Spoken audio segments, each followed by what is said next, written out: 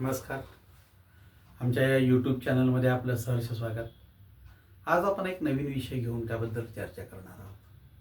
तो विषय म्हणजे काय, तर दिवसभरामध्ये आपण जे धार्मिक कार्य करतो त्या धार्मिक कार्यासाठी धर्मशास्त्रामध्ये दिवसभराचे जे कार्य करण्याची वेळा आहेत त्या वेळा ठरवून दिलेल्या आहेत आणि त्या वेळांना विशिष्ट नावं दिलेली आहेत.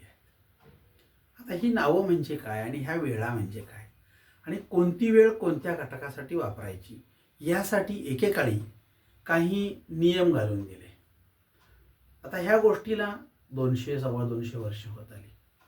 आपण आज ते आहे तशा वापरतो, पण त्या काळचा हा सगळा हिशोब किंवा साचा आज आपण वापरत असू तर आपल्याला त्याचे काही फायदे मिळणार आहेत, पण काही तोटेही सहन करावे लागणार आहेत. मग फायद्या तोट्यामध्ये फायदे कमी आणि तोटे जास्त असतील तर आपण आपल्यात बदल करून घ्यायला हवा. पण आपल्याला फायदे जास्त असतील तोटे कमी तर मग आहे तसं ठेवायला हवं. तुम्हाला काय योग्य वाटतं त्याप्रमाणे तुम्ही करा, परंतु हे नेमकं काय आहे हा आपण विचार करणार आहोत. हे समजून घेऊया की काळ म्हणजे काय. बघा, हा मोठा बोर्ड दिसतो तो अपराह्न काळ, समज आणि गैरसमज. हा अपराह्न काळाशी का संबंधित आहे, तर हा अनेक लोकांशी संबंधित काळ असतो. म्हणून इतर काळामध्ये पुढं मागं झाल्यास त्याचा वैयक्तिकरित्या परिणाम होतो, पण अपराह्न काळाचा जर प्रकार बघितला तर त्याचा सार्वजनिक तोटा होतो. अनेक लोकांना एकवेळी तो तोट्यात सहन करावा लागतो, म्हणून आपण तो विचार करणार. बघा, ज्योतिषशास्त्रातील संकल्पनेप्रमाणे दिवस म्हणजे सूर्योदय ते सूर्यास्त. याला पंचांगात दिनमान असा शब्द वापरलेला आहे आणि सूर्यास्त ते दुसऱ्या दिवशीचं सकाळचं सूर्योदय याला रात्रीमान असा शब्द वापरलेला आहे. त्यामुळे पंचांगात दि पूर्णविराम मा म्हणजे दिनमान आणि रा पूर्णविराम मा म्हणजे रात्रीमान असा शब्द वापरलेला आहे. मग दिनमान म्हणजे काय, तर सूर्योदयापासून सूर्यास्तापर्यंतचा काळ ह्याला दिनमान म्हणतो. आता हा दिनमान जर प्रकार बघितला तर ह्याच्यामध्ये काय आहे, आपण काय काय करायचं, ह्याच्या ढोबळमानाने ह्या दिवसाचे 5 समान भाग केलेले आहेत. 5 समान म्हणजे एकूण सकाळपासून संध्याकाळपर्यंत म्हणजे 12 तास कधी आपण धरतो बघा. सकाळी 6 ते संध्याकाळी 6 हा जो भाग येतो तो 12 तासाचा असतो. म्हणजे साधारण सूर्योदय आणि सूर्यास्त ह्याच्यामध्ये 12 तासाचा काळ असतो. सूर्योदय हा जो आहे तो आणि सूर्यास्त यात थोडाफार फरक असेल, म्हणजे 6, 6:15, 6:30 याच्या आसपास रोजचा सूर्योदय असेल आणि संध्याकाळी 6, 6:15, 6:30, 6:45 त्याच्या दरम्यान सूर्यास्त असेल. रोजच्या रोज 1-2 मिनिटाचा फरक पडलेला असेल तेवढा, परंतु साधारण काळ तोच आहे. या काळाचे आपण जर दिनमान म्हणून 5 भाग केले तर काय होऊ शकतं. आता ह्या 5 भागांचा आपण अभ्यास करूया. ह्या 5 भागांना त्यांनी विशिष्ट नावं दिलेली आहेत. म्हणजे काय, जो पहिला भाग आहे, आता 5 जर आपण जर बघितलं तर 12 तासाला जर 5 न भागलं तर 5 दुने 10 आणि 1 तास राहिला. त्याचे जर आपण समान 5 भाग केले तर 60 मिनिटाचे आपण 5 भाग केले की 1 भाग म्हणजे 24 येईल, 12 येईल. 12×5 = 60. म्हणजे ह्या 12 तासाचे जर आपण समान 5 भाग केले तर 1 भाग सुमारे 2 तास 12 मिनिटे किंवा 2 तास 15 मिनिटे म्हणजे 2.25 तास असा ढोबळमानाने येतो. किती कट्टाकट्टी करा, 2.25 तासाच्या आसपास. आता हा 2.25 तासाचा काळ असतो. ह्या काळात कोणकोणती धार्मिक कृत्य सांगितलेली आहेत आणि ती योग्य अयोग्य या असा हिशोब पंचांगात दिलेला आहे. बघूया आपण. पहिला जो सकाळी 6 म्हणजे सकाळी 6ला सूर्य उगवतो असं समजू नका. कधी कधी तो 6:30, हिवाळ्यामध्ये थोडासा लेट असेल, उन्हाळ्यामध्ये लवकर असेल. ते ठिकाण परत्वे. कलकत्त्यामध्ये 6ला असेल तर मुंबईमध्ये 6:30ला असेल, कारण त्यामधलं अंतर जे आहे ते अर्ध्या तासाचं आहे. त्याचा पण अगदी हिमाचल प्रदेशामध्ये बघितलं तर 4:15ला सूर्य उगवतो असं सांगतात तिथं ते. म्हणजे असेलही, कारण त्या बाजूनच उगवत येतोय. हा जर भाग बघितला तर आपण एका विशिष्ट जागी साधारण आपल्या भागामध्ये महाराष्ट्रामध्ये 6, 6:15 याच्या आसपास, तर 6 ते 9 हा कालावधी असा धरला आपण 3 तास. खरं तर धरला पाहिजे 2.25 तास, पण समजा ढोबळमानाने 3 तास धरला तर ह्याला प्रातःकाळ असं म्हणतात. प्रातः तर पुढं टिंब पाहिजे. प्रातःकाळ म्हणजे सकाळी. मग आपण सगळे सकाळचे विधी, उठलो की आपली कामं सगळी, देवपूजा, धार्मिक वाचन, हे सगळं जे काय असेल ते अभ्यास, ह्या सगळ्या गोष्टी सकाळी प्रातःकाळी कराव्या असं धर्मशास्त्र सांगतं. अभ्यास करायचा आहे, पहाटे करावा. पहाटे म्हणजे ह्याच्या अगोदर. पण ह्या भागामध्ये आपण काय करावं ही कामं सांगितलेली आहेत. त्यानंतरचा काळ आहे तो संगव काळ म्हणलेला आहे. म्हणजे सकाळी 9 ते साधारण 11:30 ह्या कालावधीमध्ये आपण त्याला संगव काळाचा शब्द वापरलेला आहे. संगव हा शब्द काय सांगतो? सकाळी सुमारे 9 ते 11:30 पर्यंतचा काळ, सकाळ नंतर पण दुपारच्या आधीची वेळ म्हणजे संगव. मूळतः हा संगव या शब्दाची संकल्पना हा संस्कृत शब्द आहे. याचा अर्थ असा, गायींना एकत्र आणणे असा होतो आणि तो चरायला नेणे. आता गायीला एकत्र आणणे म्हणजे गाय चरण्यासाठी पण एकत्र आणायच्या आणि मग घेऊन जायच्या, किंवा शेतामध्ये त्या गायींना आता एकत्र करायचं आणि परत यायचं. त्यामुळे संगव हा शब्द आहे, याचे 2 अर्थ होतात. सगळ्या गल्लीतल्या गायी एकत्र करून आम्ही चरायला बाहेर नेणं आणि सगळ्या शेतामधल्या गायींना एकत्र करून त्या घरी आणणं. संगव काळ हा 2 प्रकारे मोजला जाण्याची शक्यता आहे. कारण नेमका त्याला त्यांनी खुलासा दिलेला नाही, गायी न्यायच्या का आणायच्या, पण साधारण आपण नेण्याचा हा विचार करून त्याला नाव दिलंय संगव, म्हणजे 9 ते 11:30. त्यानंतरचा काळ आहे मध्यान्ह. मध्यान्ह म्हणजे काय? सूर्य डोक्यावर असण्याची वेळ. मग सूर्य डोक्यावर असण्याची वेळ म्हणजे काय? सूर्य डोक्यावर असतो तेव्हा आपली कमीत कमी सावली पडते, पायापाशी सावली पडते. अर्धा दिवस संपून अर्धा दिवस उरलेला असतो, त्याला इंग्रजीत नून असा शब्द आहे. त्यामुळं 12च्या पूर्वी आपण AM आणि 12 नंतर PM म्हणजे नून शब्द वापरतो बघा. नून म्हणजे कमीत कमी सावली असलेला संगव काळ आणि अपराह्न काळाच्या मधला काळ, ह्याला आपण काय म्हणतो? मिनिमम शॅडो टाईम असा शब्द वापरलेला आहे. सगळ्यात कमी पायापाशी आपली सावली असते तो काळ म्हणजे मध्यान्ह. त्याला दुपारी 11:30 ते 2 अशी साधारणपणे वेळ दिलेली आहे. 2.25 किंवा 2.5 तास. फार खुलासा त्याचा फार करत असत नाही. का?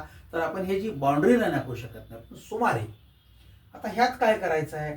तर ह्यात आपण जेवणं, तयार करणं, खाणं, हा सगळा भाग, जास्त उन्हात न फिरणं, ऑफिसमध्ये जाणं असेल तर ऑफिसमध्ये आपण आत राहणं, आपलं काम त्यावेळेत पूर्ण करणं, ही कामं सांगितलेली आहेत. त्यानंतरचा काळ येतो तो अपराह्न काळ. त्याला दुपारी 2 ते 5 अशी वेळ सांगितलेली आहे. अपराह्न काळ दुपार संपल्यानंतरचा काळ. आणि सायाह्न काळ हा संध्याकाळी 5 नंतर सूर्योदयापर्यंत.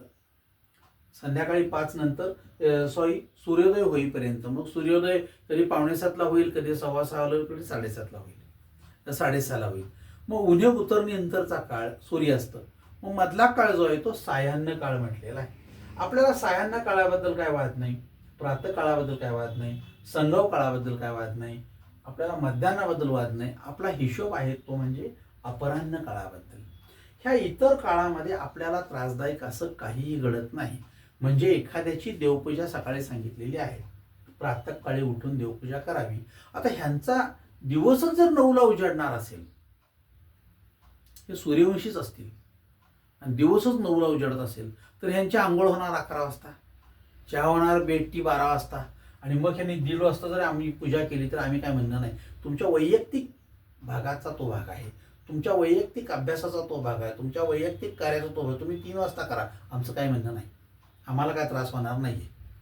म्हणजे प्रातःकाळ हा त्यांच्या मते सकाळी असेल, काही जणांचा लवकर असेल, जे 7ला नोकरीला पळतात त्याचा प्रातःकाळ अभ्यास सगळं आपलं आवरणं खाणं हे पहाटे 3ला सुरुवात होते. ज्या लोकांना 7ला ड्युटी आहे त्यांचा, म्हणजे त्यांचा प्रातःकाळ हा त्याच्या अगोदरचा आहे, पहाटे 3 ते 6 किंवा 4 ते 6 असा असला पाहिजे. मग आपल्याला त्याचा काही त्रास नाही आहे. मग आपल्याला त्रास कशाचा आहे? अपराह्न काळाचा आहे. याच्याबद्दल समज आणि गैरसमज हा या सगळ्यासाठी आपण केवळ आज आपण वेळ देत आहोत. मग हा काय प्रकार आहे अपराह्न काळ? अपराह्न काळामध्ये काय करावं? अपराह्न काळामध्ये काय करावं? साधारणपणे श्राद्ध, तर्पण, पितृकर्म ही सगळी कामं या सगळी केली जातात. कारण काही कर्म केले, इतर यानंतर काही कर्म केले जात नाही. ह्या सगळ्या अपराह्न काळानंतर काही कर्म केले जात नाही. मग साधारणपणे ह्यात जर ह्या आपण कर्म करत असू सगळं श्राद्ध, तर्पण, अमकं तमकं, तर अपराह्न काळाबद्दलची चर्चा का? तर काळ बदलला, संकल्पना बदलल्या, संदर्भ बदलले, गुरुजी बदलले, सोहळे हे केवळ सांगण्यापुरतेच राहिले. बघा आतापासून सोहळे सांगण्यापुरतेच राहिलेले आहे. आज जर आपण विचार केला तर त्याचा परिणाम आपल्यावर काय होणार? आज श्राद्ध केलं जातं. काही लोकांच्या मध्ये हे श्राद्धाचा प्रकार केला जातो तो म्हणजे विपर्यास्त आहे. विपर्यास्त असा शब्द वापरला. खरं तर हे दुपारी 2 ते 5 म्हटलं हे सगळ्यांनाच अडचणीच आहे. मग काही लोकांच्या मध्ये सकाळी ते 10 वाजताच फोटोला हार घालून पटापटापटा जेवण लवकर जेवायचे, आम्हाला लवकर जायचं आहे म्हणून ते 10लाच उरकून 11पर्यंत लोक निम्मी जेवून झालेले असतात. असा प्रकार असतो. मग ह्याने सांगितलंय कधी 2 ते 5. काही लोकांच्या मध्ये ह्या वेळेपूर्वी सगळा कार्यक्रम उरकून 12 वाजता सगळी पांगापांग. का? तर सकाळी लवकर जेवून कामाला जाणाऱ्यांना सोयीचं व्हावं म्हणून त्यांनी केलं असेल. मला मान्य आहे. काय हरकत नाही. काळ बदलला, संदर्भ बदलले, गुरुजी बदलले, वेळ बदलली. आपण आपल्या सोयीनं सगळ्यांना यावं तेवढ्यासाठी त्यांनी रजा काढू नये, उद्योगनाचा खाटा खोळंबा करू नये म्हणून केला असेल. मला मान्य. म्हणजे माझ्या मान्यतेचा प्रश्न नाही आहे, पण ठीक आहे, आपण हे समजून घेऊ शकतो असं आपण मानूया. दुसरा भाग असा, काही लोकांच्याकडे हे उलटं केलं जातं. मागं ह्या अपराह्न काळामध्ये श्राद्ध कर्म का सांगितली? तर एक तर त्या श्राद्ध कर्मासाठी गुरुजी हे कमी होते. सगळ्या गावातली कामं आपली जी सगळ्या देवपूजा, इतर कुठली कामं, होम हवन, अमकं तमकं, सत्यनारायण हे सगळं करून ते घरी येणार आणि तिथून मग तुमच्या त्या श्राद्धाला येणार. त्याला त्यांना 12, 12:30, 1 वाजायची. आणि मग तिथून श्राद्ध कर्माचा विधी हा तास 1.5 तासात चालायचा. 2 ब्राह्मण किंवा ते सवासिनी, 4 ब्राह्मण वगैरे जेवणे, ते पिंडांची पूजा, त्यानंतर पिंडांचं विसर्जन, त्यानंतर मग घरचे लोक जेवणे, हा सगळा प्रकार. आणि हे सगळं होण्यासाठी साधारणपणे जर तेच आपल्याकडे घरी 12 किंवा 1 किंवा 2 वाजता आले तर हे अगदी हळूहळू त्याला आपण म्हणतो की नाही की सुसंगतीप्रमाणे चाललं तर त्या लोकांचं जेवण तर व्यवस्थित व्हायला पाहिजे पोटापुरतं. मग ते सगळं जेवण वगैरे झाल्यानंतर पिंडपूजा. मग यासाठी 3 वाजणार. आलेले पै पाहुणे, घरातली लहान मुलं, इतर आलेले जे लोक आहेत ते सगळे, ह्या लोकांना त्यानंतर जेवण. म्हणजे ज्या लोकांना 11 वाजता जेवायची सवय आहे त्याला जर तुम्ही 3 वाजता जेवण दिलं तर आपण त्यांच्यावर अन्याय करतोय. एखाद दिवशी काय होतंय असा शब्द वापरला आपण, तरी पण विचार करा. ज्या लोकांना शुगरचा किंवा बीपीचा त्रास आहे त्या लोकांना वेळेवर जेवायला हवं ना, वेळेवर गोळ्या घ्यायला हव्यात ना. बरं, पोट आहे त्याला कळत नाही श्राद्ध आहे का लग्नाचं जेवण आहे, त्याला भूक लागली की ते अन्न मागतं, त्याला वेळेवर जेवण देणं गरजेचं आहे. मग ज्या घरामध्ये हे सगळं करणार त्या घरातल्या सुवासिनी सकाळी उठून डोक्यावरून आंघोळ करून ते नऊवारी नेसून सगळी लगबग तिथनं सगळं सामान ताजं आणायचं आणि मग तिथनं करायचं, ह्याला वेळ लागत असे. ह्यात भरपूर पदार्थ, 4-4 कोशिंबिरी, 4-4 चटण्या, 2-2 भात, ते लाडू, ह्या सगळा प्रकार, ते पुऱ्या, खीर, वडे, वडा, ह्या सगळ्याला वेळ लागत असे. मला मान्य आहे. आज तुम्ही घरी करता नाही, एवढे पदार्थ करता नाही. आज आपण हे सगळं तयार पॅकेज मागवतो, कोणाला तर ऑर्डर देतो, सगळं येतं आणि सगळं आलं की आपण ते वाढतो. मग हे सगळं येण्यासाठी थोडासा वेळ लागतो. तरीसुद्धा माझं असं मत आहे, आलेली सगळी माणसं ही त्या मृत व्यक्तीच्या प्रेमापोटी आलेली असतात. त्यांना वेळेत जेवण देणं हे गरजेचं आहे. 2 पदार्थ कमी करा, 2 पदार्थ कमी करा, 4 पदार्थ कमी करा. 1 भात, 1 भाजी, 1 आमटी, चिकार झाली. वेळेत जेवण द्यायला शिका. वेळेत जेवण दिलं की वेळेत पोटभर माणूस जेवतो. हेच जेवण तुम्ही त्याला 3 आणि 3:30 वाजता दिलं की तोपर्यंत तो थांबतो, फिरतो आणि कुठतर जाऊन येतो, जरासा फिरून येतो, पाय मोकळे करतो आणि सरळ जातो. एखादा वडापाव, मिसळ मारतो आणि येतो. आणि मग म्हणायचं आता श्राद्धाचं जेवण जेवले नाहीत लोक, कमी राहील, शिल्लक राहिलं. त्याला 4 आणि 3 आणि 3:30 वाजता वाढल्यावर त्याची वासना जेवायची राहील काय हो? अन्न राहील नाही तर काय होईल शिल्लक तुमचं? एक तर तुम्ही त्या अन्नाला न्याय देत नाही, एक तर तुम्ही त्या मृत व्यक्तीला न्याय देत नाही आणि त्या खाणाऱ्याला न्याय देत नाही. मग श्राद्ध करण्याचं फळ काय? तुम्हाला त्याचं फळ मिळालं? आलेला माणूस लाजेपोटी येऊन थांबलाय, त्याला जेवायला मिळत नाही घरामध्ये, अशी परिस्थिती नाही आहे.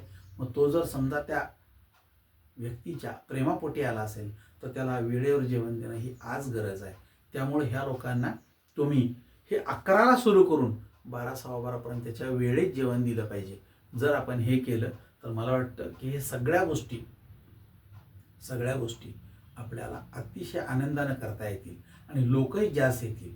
मग काय होतंय, बसून बसून काय होतंय, हातपाय आखडले, बसता उठता येईना. आपल्याकडची परिस्थिती फार वाईट आहे. श्राद्ध करणाऱ्या लोकांची परिस्थिती फार वाईट आहे. कारण काय, त्यांना बसता येत नाही, उठता येत नाही, काही जणांच्याकडे जाणवं नाही. काही लोकांच्याकडची परिस्थिती अशी की त्यांना ते डावीकडनं उजवीकडं, उजवीकडं डावीकडं करता येत नाही. लहान मुलं असतात काही वेळेला. बऱ्याच वेळेला आपण काय करतो माहिती का, सोहळं नेसता येत नाही म्हणून पॅन्ट शिवलेलं सोहळं घालतोय. असे सगळे आपण सगळ्यात बदल केले, पण वेळेत बदल का करायला तयार नाही आपण? वेळेत का बदल करायला तयार नाही? घरटी आज शुगर, दमा, BP जे पेशंट आहेत त्यांना वेळेत जेवण देणं ही आज आपली गरज आहे. त्यामुळं 2 पदार्थ कमी आणा, पण वेळेत जेवण द्या. पण कोणतरी मग कान धरतो, अपराह्न काळ येईपर्यंत थांबायला हवं. अरे बरोबर आहे रे, अपराह्न काळ म्हणजे 2 नंतर असला तर त्यांना 5ला देणार काय? तुम्ही बाकी सगळं बदललं, घरी करायचं बंद केलं, आचार्याकडे दिलं, किंवा कुठंतरी तयार द्यायचं ना आणायचं. आपल्या घरात करायचं असतं हे घर सोडून दिलं आणि आपण कुठलं तरी कार्यालय घेतलं. त्या कुठल्या कार्यालयात काय केलंय, लोटलंय का नाही माहीत नाही आम्हाला. तिथं खाली बसून केळीची पानं मांडायची, आता ताटावर आलं. खाली बसून जमत नाही म्हणून आपण टेबल खुर्च्या आणल्या. सगळीकडे तडजोड करायला तयार आहे. आणि वेळेत तडजोड करायला तयार नसाल तर तुम्ही कुठंतरी विचार करण्याला चुकताय काय? पुन्हा एकदा तपासा. वेळेत जेवण देण्यासारखं दुसरं अन्नदानाचं पुण्य नाही.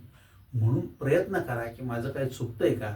ह्या सगळ्यांना जेवण उशिरा द्यायचे, वेळ ठरवून गेल्याने लोक सरळ अर्धा अधिक जेवून थोडासा भातभीत खाऊन आल्यासारखं जायचं असं करतात.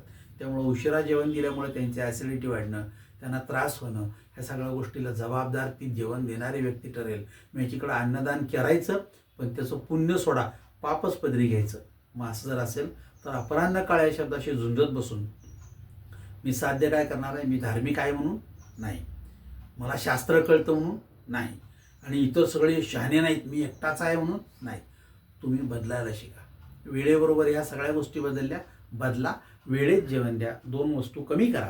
11ला सुरू करा, 12ला जेवण द्या. कदाचित तुम्हाला असं लक्षात येईल की अन्न तर शिल्लक राहत नाहीच, पण सगळे आनंदाने येऊन जेवले गेले, समाधानाने जेवले. हा जर प्रकार करायचा असेल तर अपराह्न काळाचं भूत हे मानवरचं काढायला शिका आणि नेहमीच्या वेळेप्रमाणे जेवण द्यायला शिकलो आपण तर कदाचित आपण त्या मृत व्यक्तीला पण आणि आलेल्या जिवंत व्यक्तीला सुद्धा न्याय दिल्याचं पुण्य आपल्याला मिळेल. प्रयत्न करा.